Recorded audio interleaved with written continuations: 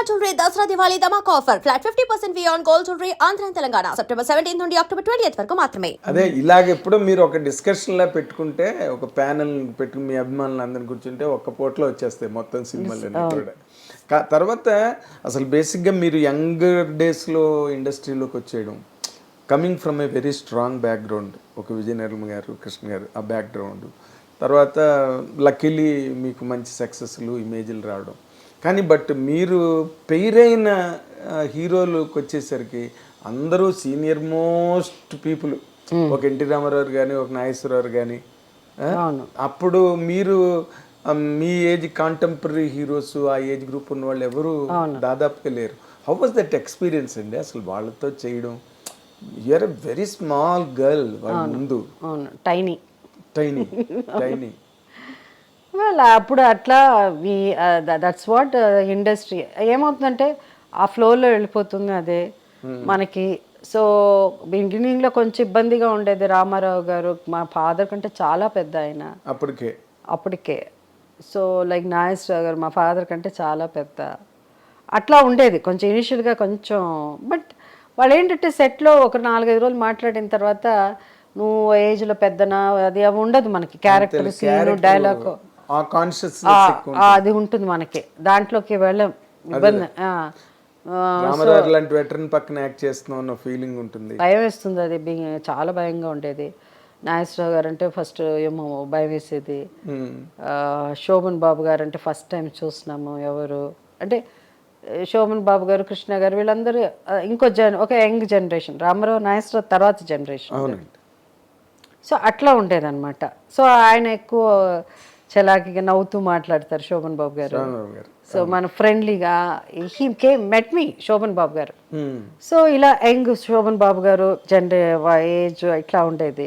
అంటే ఆయన ఒక డిఫరెంట్ జనరేషన్ అది.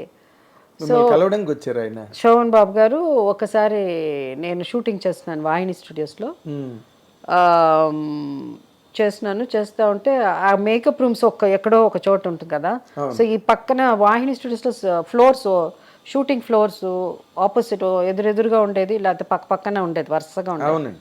సో ఏ ఆర్టిస్ట్ ఆ రోజుల్లో వ్యానిటీ వ్యాన్ అంత లేదు కదా. ఏదైనా మేకప్ ఇక్కడి నుంచి అక్కడికి కార్లో వెళ్ళాలంటే ఎక్కువ, అది అంత ఓవర్, అది అంత సీన్ ఉండేది కాదు ఆ రోజుల్లో. మరి ఆర్టిస్టులు కొంచెం సో నడిచి వెళ్ళేవాళ్ళు మేకప్ రూమ్కి. సో ఆర్టిస్టులు కూడా ఏంటంటే ఎయిర్ కండిషన్స్ అన్నీ ఉండేది కాదు కదా సెట్లో. లోపల వేడిగా ఉంటే వాళ్ళు షార్ట్ రాకపోతే బయట కుర్చీలు వేసి కూర్చుంటాం అందరం. కుర్చీలు వేసి కూర్చుంటాం. ఏ ఫ్లోర్కి బయట కుర్చీలు ఉంటాయి కూర్చుంటాము. సో నేను ఒకసారి అలా కూర్చుని ఉంటే శోభన్ బాబు గారు వెళ్తున్నారు. వెళ్ళగానే మన వాళ్ళు ఎవరు పక్కన ఇంకో యాక్టర్ ఎవరో ఉన్నారు. ఆయన బాబు గారిని చూడగానే లేచి నించోగానే పెద్ద హీరోగా శోభన్ బాబు గారు వెళ్తున్నారంటే ఆయన నించున్నారు, నేను కూడా లేచి నించున్నాను. సో అంత దూరంలో ఉన్నాం మేము అప్పుడు. ఈ walked came to us, I mean మా దగ్గరికి వచ్చి అండ్ హీ సెడ్ హలో అని చెప్పేసి, మీ పేరు జయసుధ కదా అని అడిగారు ఆయన. నేను ఇంకా చెప్పకముందే ఆయన అడిగారు. అవునండి అలా అన్నాను. ఓకే ఓకే చూశాను మీరు ఇచ్చిన క్యూట్గా చాలా బాగుంటారు. మీ గురించి నాకు సత్యనారాయణ గారు చెప్పారు, మన ఆర్టిస్ట్ కైకాల సత్యనారాయణ. ఒక అమ్మాయి ఇప్పుడే పైకి వస్తున్నదా, చాలా పెద్ద ఆర్టిస్ట్ ఉందని నమ్మకం ఉందని ఫస్ట్ నా గురించి ఆ వర్డిక్ట్ ఇచ్చింది కైకాల సత్యనారాయణ గారు. ఆయన అన్నారంటే ఈ పిల్ల డెఫినెట్గా పెద్ద ఆర్టిస్ట్ అవుతుంది, రేపు మంచి ఆర్టిస్ట్ అవుతుంది అలా అని. అది ఆయన నాకు తెలియదు, అది శోభన్ బాబు గారే చెప్పారు నాకు.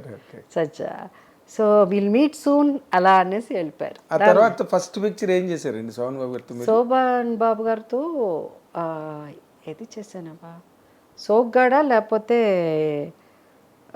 ఇది అప్పుడు ఈమె గ్లామర్ రోల్స్లో మంజుల గారు ఎక్కువ చేసేవారు. ఐ థింక్ రాజు వెడలేని ఒక సినిమా శోభన్ బాబు గారు నేను యాక్ట్ చేసాం. అది యాక్చువల్గా మంజుల గారు, జగపతి రాజప్రసాద్ గారు అనుకుంటా, మంజుల గారు చేయాలి. అప్పుడు తమిళ్లో కూడా మంజుల గారు బిజీ.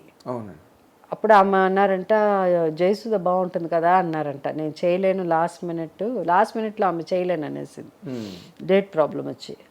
అప్పుడు ఈ అమ్మాయి బాగుంటుంది ఆ ముద్దు వాళ్ళందరూ నాకు ఎందుకో నన్ను చూస్తే క్యూట్గా ఉన్నానని. ఈవెన్ హీరోసే కాదు, ఈవెన్ హీరోయిన్స్ కూడా హీరోయిన్స్ కూడా ఒక నేనంటే ఒక ఒక చిన్న ఒక సాఫ్ట్ కార్నర్ ఉంటుంది. ఈవెన్ వాణిశ్రీ గారు కూడా, అవునా?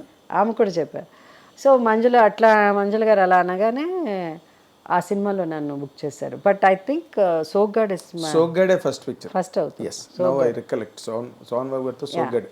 అండ్ దెన్ శోభన్ బాబు గారి సినిమాలు ఆయన ఎక్కువ నెంబర్ యూస్డ్, ఐ మీన్ ఆయన చెప్పేవారు అమ్మాయిని పెట్టండి అలా అని. అవునా?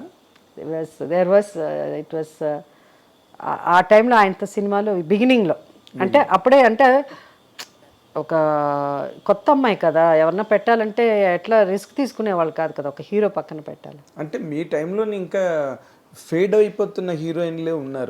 అంటే వాళ్ళు ఇంకా పెళ్ళిళ్ళు చేసుకుని ఇంకా అలా వెళ్ళిపోయేవాళ్ళు. వాణిశ్రీ గారు ఆల్మోస్ట్ ఆమె అప్పుడు మానేద్దాం అనుకున్నారు. So but who is Vanisri గారితో ఆమెతో కంపేర్ చేసి ఆమె స్థాయికి ఆర్టిస్ట్ కావాలి కదా. అప్పుడు సావిత్రి గారు తర్వాత జయసుధ అంటారు, ఓకే డిఫరెంట్ స్టైల్, ఎక్కువ మంది సావిత్రి గారికి, వాణిశ్రీ గారికి సావిత్రి గారు కూడా అంతే ఉండింది. బట్ మేబీ మోర్ ఇంకా సింపుల్గా నేను, అంటే అప్పుడున్న నాకు వచ్చిన క్యారెక్టర్స్ వల్ల అలా కొంచెం కంపారిజన్ ఉండేది. బట్ వాణిశ్రీ గారు something very great and amazing. కొన్ని సినిమాలు అసలు, కృష్ణవేణి అయితే నాకు ఆల్ టైమ్ ఫేవరెట్. అవునా? జీవన్ జ్యోతి ఇవన్నీ ఉంది మంచి సినిమాలు అవన్నీ. జీవన్ జ్యోతి అంతా సాంగ్స్, విశ్వనాథ్ గారి డైరెక్షన్, పాటల వల్ల, తర్వాత అన్ని రకాలు సపోర్ట్ ఉండింది. కృష్ణవేణి వచ్చి it's very different subject, psychological character, psychologically upset character. She is amazing performance. And Vanisri గారు కాబట్టే కూడా ఆ క్యారెక్టర్ని ఆడియన్స్ రిసీవ్ చేసుకున్నారండి. అవును. ఇంకొకరైతే మరి ఏం జరిగేదో తెలియదు కానీ ఎంజాయ్ చేశారు వాణిశ్రీ గారు అనగానే. సో యాజ్ అన్ ఆర్టిస్ట్ మాకంతా అవన్నీ వెళ్ళి మేము సినిమా 2 సార్లు చూసాను కృష్ణవేణి, బికాస్ ఆఫ్ వాణిశ్రీ గారు. ఓకే, అంటే ఆ క్యారెక్టర్ని మీకు అఫ్ కోర్స్ అప్పుడు నేను ఇంకా అప్పుడే పైకి వస్తున్నాను అలాంటివి. అవును, అవన్నీ మీకు ఒక టెక్స్ట్ బుక్స్ లాగా, అవును, ప్రిస్క్రిప్షన్ నేర్చుకోవడం, యాక్టింగ్ అంటే ఏంటి అలా అని. అండ్ దెన్ అది తర్వాత మనం ఓన్ చేసుకుని, నేను ఆ కృష్ణవేణి కాదు కానీ ఇంకొంచెం డిఫరెంట్గా, మోర్ ఇప్పుడున్న జనరేషన్కి తగినట్టు దాన్ని మోల్డ్ చేసి ఆమె కథ తీశారు. ఆమె కథ ఎగ్జాక్ట్లీ రాఘవేంద్రరావు గారు. దాంట్లో మెంటల్ క్యారెక్టర్ షీజ్ సైకో అన్నది ఎక్కడ కనిపించదు సినిమాలో. ఎంత థ్రిల్లింగ్ అన్నది తెలీదు, ఎక్కడ తెలీదు. ఫేస్లో ఎక్స్ప్రెషన్, ఒకే ఒక సీన్లో ఆయన డైరెక్టోరియల్ టచ్ అంటారు కదా, డైరెక్టర్స్ టచ్, దాంతో పర్ఫార్మెన్స్ నా ఫేస్ నా ఇది చూపించకుండా ఇంకో ఆర్టిస్ట్ మీద ఆ ఎక్స్ప్రెషన్ చూపించి దట్ షీ ఈస్ మెంటలీ ఇల్ అన్నది రియాక్షన్స్ మీదే ఎక్కువ కట్ చేశారు. చాలా బాగా తీశారు ఆ సినిమా. ఆ సినిమా కూడా I got best actress Filmfare award. అంటే రామారావుతో నాగేశ్వరరావుతో చేసేటప్పుడు మీరు మేజర్ డిఫరెన్స్ మీకు ఏం కనిపించిందండి మీ వరకు? అంటే మీ మూమెంట్ కానీ లేకపోతే మీ యాక్సెస్ వాళ్ళతోని? రామారావు గారు నాగేశ్వరరావుకు మధ్య ఉన్న డిఫరెన్స్, రామారావు గారు ఏంటంటే కొంచెం రిజర్వ్డ్గా, అంటే ఎక్కువ మాట్లాడతారు. ఆయన దగ్గర వెళ్ళి కూర్చొని ఎవరన్నా మనకు చాలామంది, అల్లు రామలింగ గారు, ఆ రోజుల్లో సత్యనారాయణ గారు, ఇంకా చాలామంది ఉన్నారు, చలపతిరావు గారు కాదు, ఇంకా రావు గోపాలరావు గారు, ఇంకా చాలామంది ఆర్టిస్టులు ఉన్నారు. వాళ్ళంతా వెళ్ళి కూర్చొని మాట్లాడితే సరదాగా మాట్లాడేవాళ్ళు. హీరోయిన్స్ అంటే కూడా ఇప్పుడు, అంటే మేము మా జనరేషన్ వచ్చి ఇప్పుడు ఆయన వాణిశ్రీ గారు, శారద గారు, లేకపోతే ఇంకో 2-3 ఆర్టిస్ట్ హీరోయిన్స్, అట్లా ఆ జనరేషన్ చూసారు. సడన్గా ఆయనకి అడవి రాముడు వచ్చేసరికి జయసుధ, జయప్రద అనేసరికి ఆయన కూడా he was feeling little uncomfortable. అవునా? వేరే జనరేషన్ ఇది, చిన్నపిల్లలు ఇలా వచ్చేసి కాలేజ్, స్కూల్, హై స్కూల్ చదువుకుని వచ్చేసారు. సో ఆయనకి అది కొంచెం ఇబ్బందిగా అనిపించింది. లేదు, ఆయన ఎక్కువ అవన్నీ మాటల్లో ఏమి చెప్పరు కానీ అదే లేటర్ ఆన్ అదే అలవాటు పడి, నేను అదే చెప్పాను చాలా. ఇప్పుడు నాకున్న పుస్తకాలు చదివేదాన్ని, క్రికెట్ అని, అది అని, ఇదని, అట్లా కొంచెం ఇంట్రాక్షన్ కొంచెం స్టార్ట్ అయింది. బట్ వెరస్ నాగేశ్వరరావు గారు ఇస్ టోటలీ డిఫరెంట్. అవును, ఆయన చాలా జావియల్, ఆయనకి చాలా జోవియల్గా ఉంటారు. తర్వాత ఏంటంటే ఆయన మాట్లాడిపోతే ఆయనకి తోచదు అది. అవును. అండ్ ఆయన అలాంటిది అనమాట ఆయన, బికాజ్ ఈ డజంట్. ఇంకొకటి అంటే ఆయన వల్ల ఏంటంటే అందరు మిగతా ఆర్టిస్టులు చాలా కంఫర్టబుల్గా feel అయ్యేవాళ్ళం. And don't forget to subscribe to iDream. And for more videos, Please subscribe to iDream. Please subscribe to iDream. Please subscribe iDream. And please subscribe to iDream. For more videos, subscribe to iDream. please like, share, and subscribe to the channel. Congratulations, iDream. Subscribe to iDream. Subscribe to iDream.